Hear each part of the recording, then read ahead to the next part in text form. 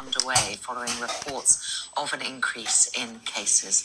Well, joining me now is Dr. Simon Clark. He's a microbiologist from the University of Reading. Dr. Clark, good to see you again on Sky News. Good morning. Could you just remind our viewers, please, of what the symptoms are to look out for?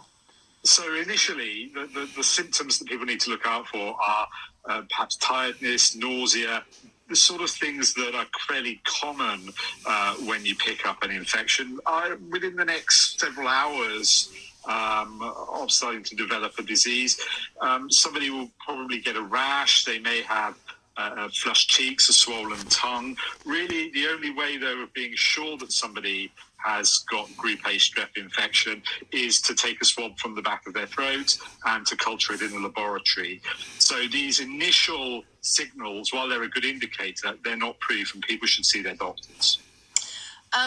The worrying thing for parents, of course, is to think that, this appears to be causing fatality, albeit very small numbers, but higher incidence than what we've seen pre-pandemic. How does it result in such a tragic outcome?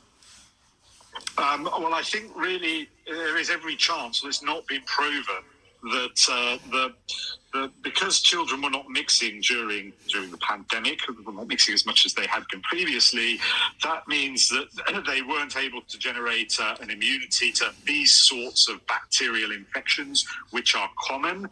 Many people carry this bacteria in their throats and it causes no problems.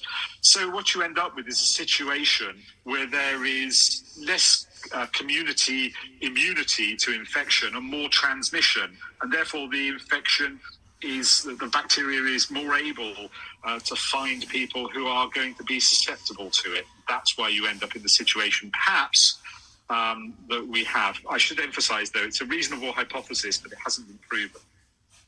Is there anything, I suppose we're speculating, I don't suppose that you know the details, but is there any